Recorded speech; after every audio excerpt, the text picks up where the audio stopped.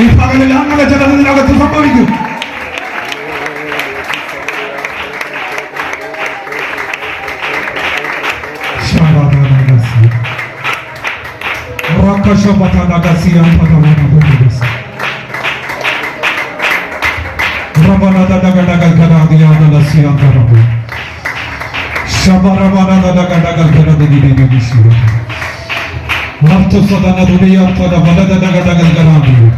പരിശുദ്ധാത്മാവിനോട് പറയുന്നു, കുടുംബങ്ങൾക്കകത്ത് റെസ്റ്റോറേഷനുകൾ നടക്കും.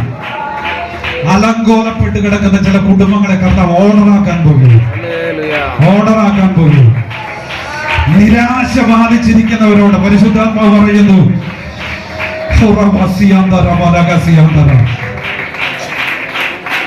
ആലയത്തിലേക്ക് കടന്നു ചെന്ന് ദൈവമുഖം നോക്കി പ്രതികരിച്ച ഹന്നയോട് ആലയത്തെ പുരോഹിതൻ പറഞ്ഞതുപോലെ ഇനി പകലിലും പരിശുദ്ധാത്മാവ് നിന്നെ നോക്കി പറയുകയാണ്, നിന്റെ പ്രാർത്ഥനയ്ക്ക് ഉത്തരമായെന്നുള്ള ദൈവശബ്ദം പ്രവാചകനിൽ നിന്നല്ല, ശുശ്രൂഷകനിൽ നിന്നല്ല, കർത്താവിൽ നിന്ന് തന്നെ നിന്റെ കാതുകളിൽ കേട്ട് ഇവിടെ നിന്ന് നീ സന്തോഷത്തോടെ മടങ്ങി പോകത്തക്ക നിലയിൽ ഈ പകലിൽ ആത്മാവിന്റെ ഇടപെടൽ നിനക്ക് വേണ്ടി ഉണ്ടാകാൻ പോവുകയാണ്.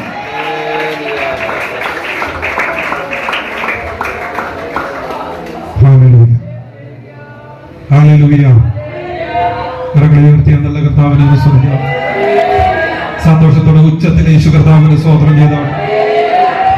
കർത്താവിന്റെ ദാസന്മാർ ഈ പ്രേയറിനെ കുറിച്ചും ഇതിന്റെ സ്തോത്രവും പരിശുദ്ധാത്മാവ് ഞങ്ങളിലൂടെ ചെയ്യുന്ന കാര്യങ്ങളെ കുറിച്ച് പറഞ്ഞു. ഇനിയും കേൾക്കും നിങ്ങളത്. സ്തോത്രം. നിങ്ങൾ ഇരിക്കാൻ തയ്യാറാണെങ്കിൽ ഞങ്ങൾ അതിന് 100% ലഭിക്കും. പല സ്ഥലങ്ങളിലും മീറ്റിങ്ങുകൾ സ്തോത്രം ഞങ്ങൾ പിടിച്ചു നിർത്തിയിട്ടാണ് പോയിട്ടുള്ളത്.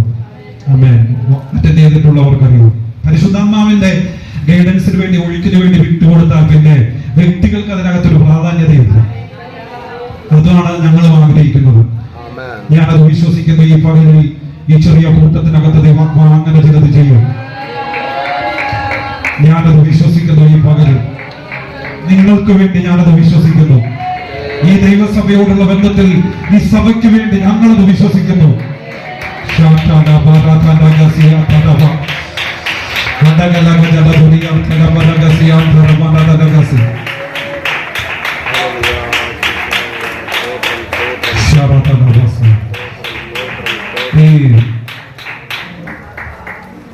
ഞാൻ പലപ്പോഴും ശ്രദ്ധിക്കുന്ന ഒരു കാര്യമുണ്ട്.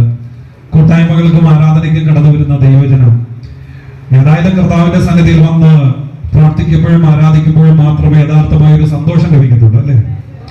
ഭൂമിയിൽ നിന്ന് ലഭിക്കുന്നതിനെക്കാട്ടിലും ഏറ്റവും അധികം സന്തോഷം ലഭിക്കുന്ന ഇടം കർത്താവിന്റെ സന്നിധിയാണ്.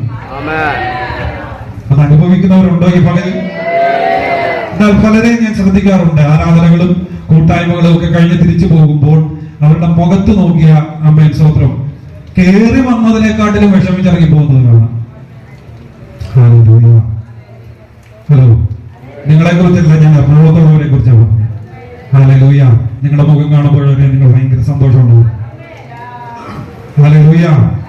കർത്താവിദാസൻ പ്രാരംഭത്തിൽ ഓർമ്മിച്ചല്ലോ, കർത്താവിൽ പറയാൻ കഴിയുന്ന സാഹചര്യത്തിൽ നിന്ന്, വചനമൊക്കെ നിങ്ങൾക്ക് അറിയാവുന്നവരാണ്. പറയാൻ കഴിയുന്ന സാഹചര്യത്തിൽ ഇരുന്നുകൊണ്ടല്ല പൗലോസ് അത് പറഞ്ഞത്. പറയാൻ കഴിയാത്ത സാഹചര്യത്തിൽ ഇരുന്നുകൊണ്ട് പൗലോസ് പറയുകയാണ്.